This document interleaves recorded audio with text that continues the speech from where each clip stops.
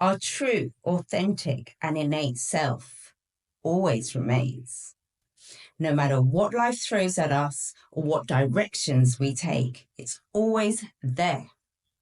When we lose identity, we can get lost in a great variety of negative behaviors. For example, eating disorders, addictions, avoidance, and isolation that mask over and make us think it's okay, but it never is. Our true desires, true self, and purpose just gets buried under and eventually causes deep unhappiness within. My next guest on channel is someone who has experienced life's extreme highs and lows, but is still pushing and working and still has not lost his identity. I wanted to focus on the mindset of someone who keeps working and pushing and smiling. This is Shadow's story, his lessons learned, and where he is now. Please do like and subscribe to my channel for more. And if you feel like the message inside could be valuable to somebody else, please do pass on and share. Let's get into it. I've had to learn whatever I've learned by myself, really.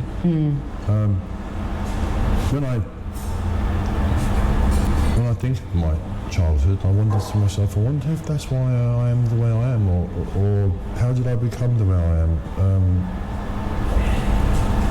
I had to work it out myself. Yeah. And this discipline thing, this how to go forward, how to go forward without any distractions and stuff. I've had to learn all that myself. Hello. Hello. Hi. It's so great to have you here today. You're welcome. So can you tell me a little bit about where you grew up and how your upbringing shaped who you are today? Okay. I left London at the age of 13, 14 to go live in America with my mum. Started playing American football, started weight training, and started to grow. And I just continued to sort of love the fact that my body was growing and I was getting muscles in that. And I just continued. What made you get to the gym? Like American football, you have to train. They do train, And I remember one day I was in the change room and I saw a picture of Arnold for the very first time. And I thought to myself, you know what, I want to look like that.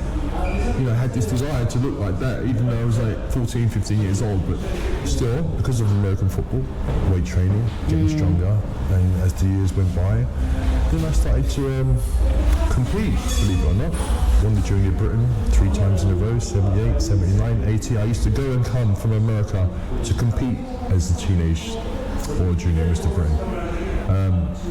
Bertel Fox, who's an old school bodybuilder, he's the only other person to win it 3 times, or I should say I'm the only other person to win it 3 times other than him. Yeah. So I had a good, and then I was just about to turn pro in the late 80s, get my pro card, and I got the job, or I applied for the job as a Gladiator. Like, why American football? I just fancied the American football. I loved getting dressed up in all the equipment and the helmet and everything else. And, and it was just, I love the contact. So you like that kind of big and colourful and kind of larger than life, which is what you excited me. It's quite amazing because what you loved, you actually became, you portrayed. You do become that. You've got to have the desire to want to do it all the time, as long as it's not a negative thought or a negative thing to do. Then you only end up in one place, really.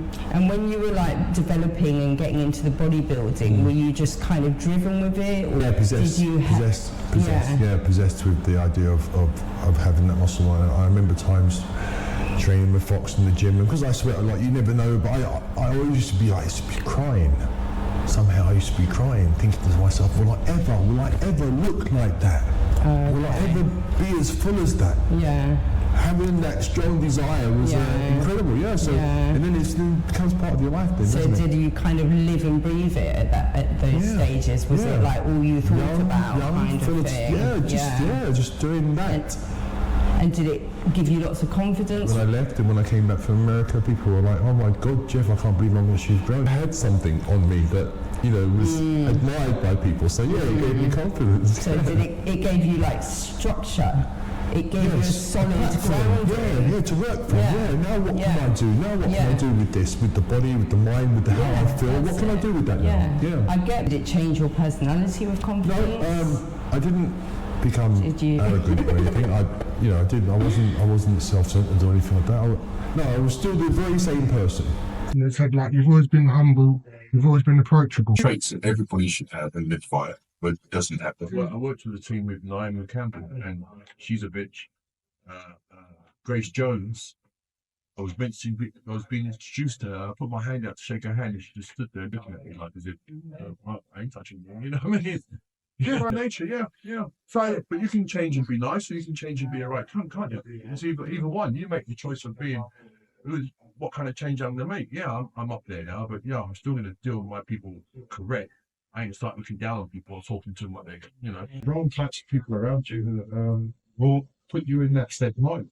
And then you'll be in another room with someone else, and my God, I'm smiling. My God, you recharged my batteries. I thought, this conversation has been great.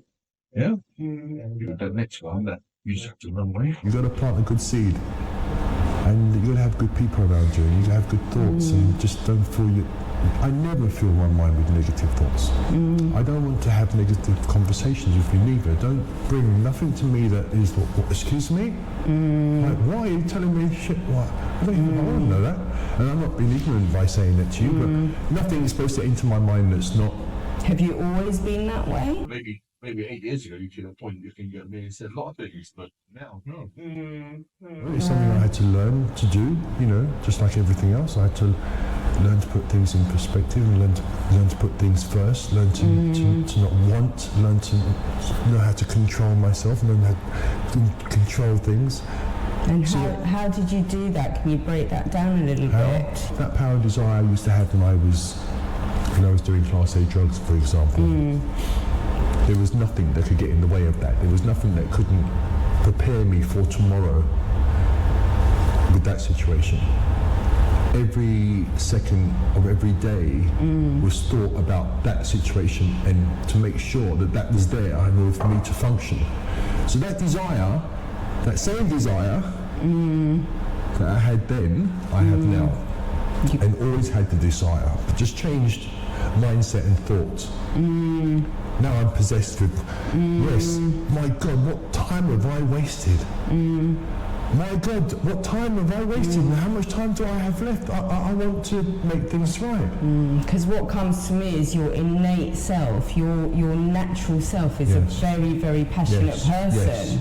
Quite an addictive person. But when you love something, it's that, you go all in. So that's where, life is life, and stuff happens to us all in all different ways. And when there's confusion, when there's a disruption, and that is because you've put yourself there. You put yourself around either people that are disruptive, or you put yourself in situations that are disruptive or not good for you, mentally or physically. And then where do you end up? Where do you drift off to? Who carries you along? Those same people that who in that mindset carry you along. Come with me.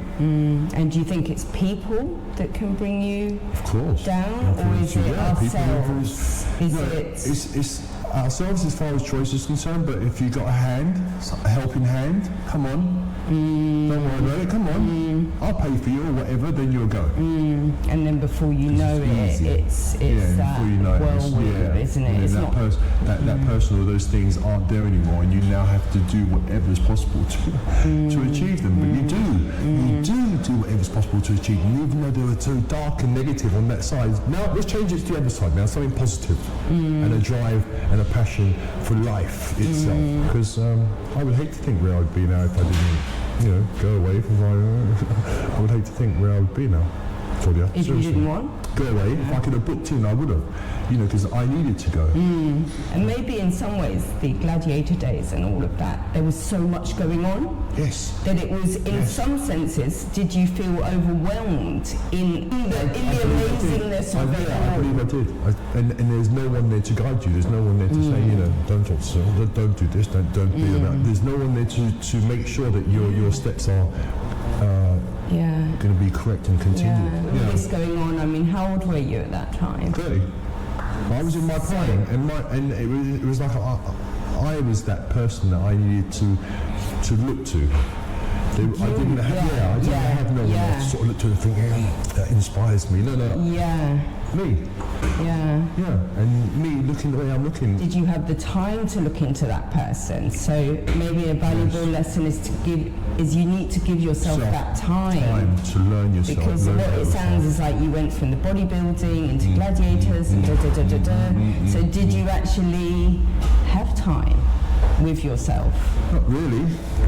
Things are happening so fast that I think the only time I really had myself was when, I found myself sitting there by myself maybe and sort of thinking, what just happened there? Yeah.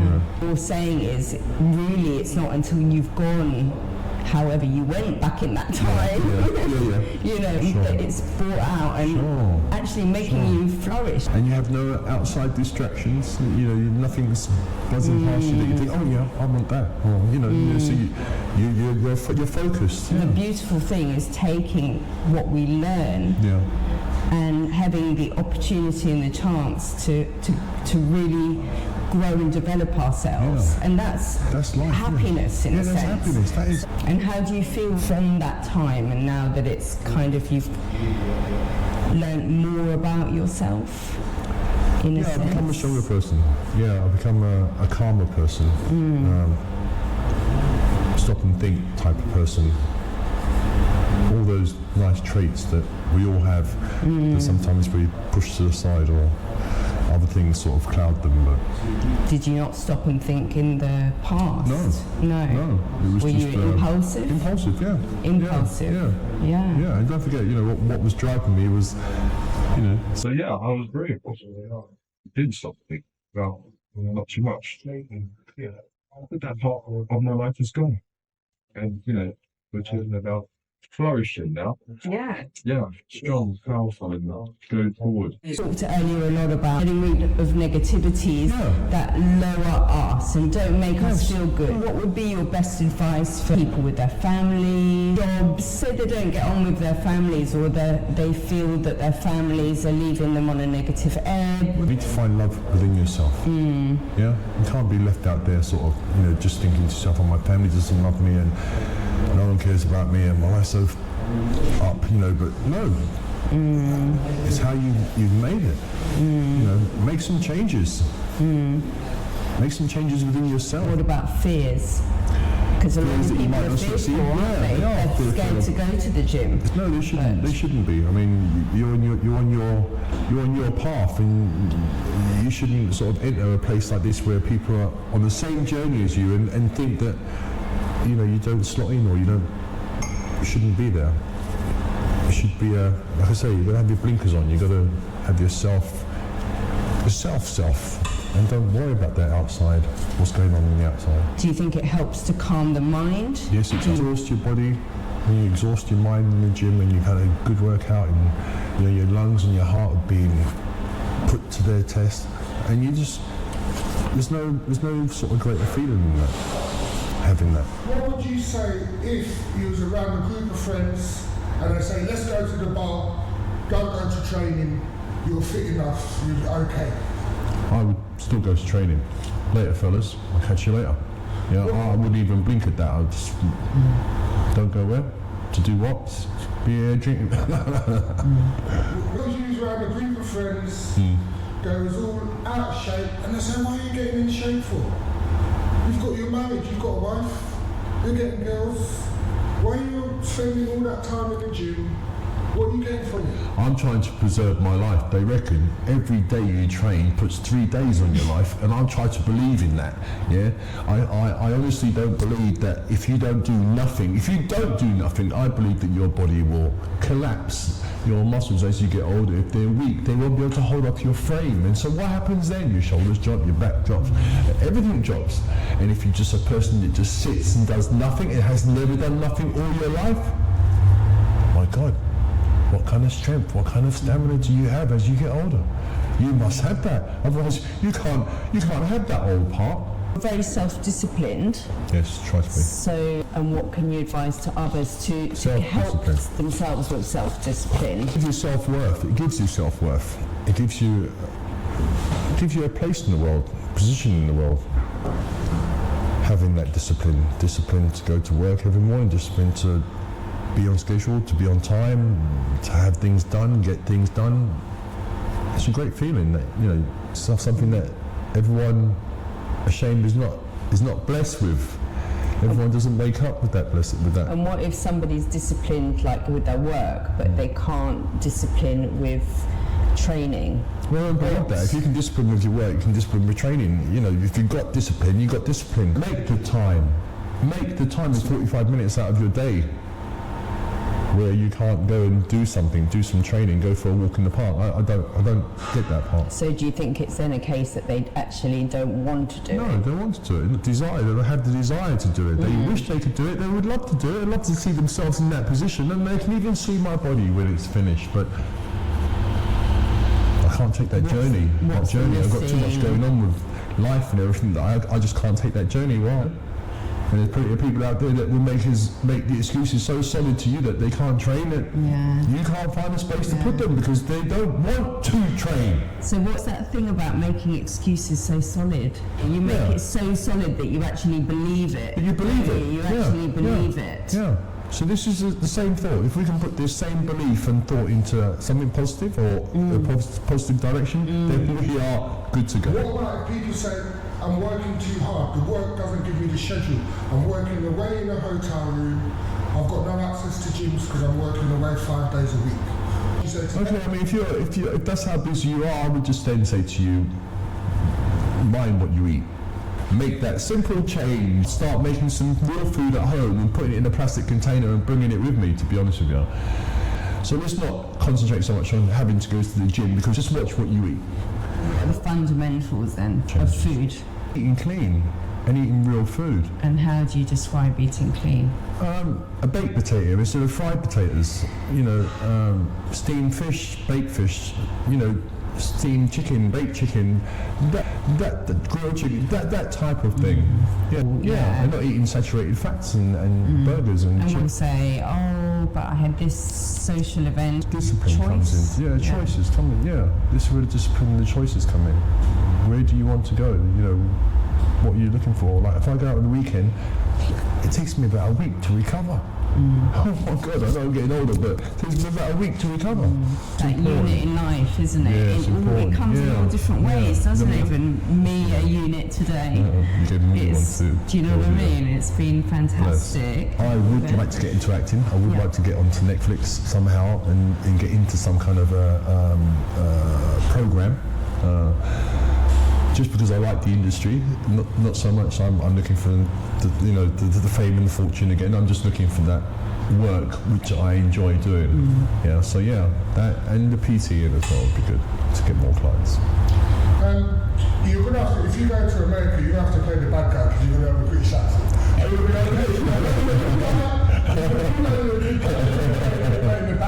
Yeah, I can play a bad guy. Yeah, I can play a bad guy, good guy. I've been there on the bad guy side, so I know how to sort of project that. But I'm naturally a nice guy.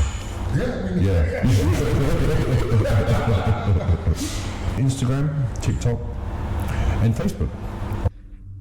We all go through life and have many different experiences, both positive and negative. Lifelong learning is a journey not just about acquiring knowledge, but about embracing growth. In saying this, I was once told, whenever seeking advice from somebody, it is wise to note if they have experience in this area, how much success they have had, and lessons learned related to the topic. My guest was the embodiment of this, and luckily we got an insight into the mindset of somebody who has had it all and lost it all, but is still in the process of rebuilding, relearning, and reinventing. I am sure that if you lined him up against 100 people his age, you would be surprised at the success, thanks to his lifelong, deeply ingrained training ethos and maintaining his innate identity throughout. If you like what you've seen on this video, please do share to somebody for whom could benefit from it. And please comment, like, and subscribe for more eclectic content. And we will see you in the next one.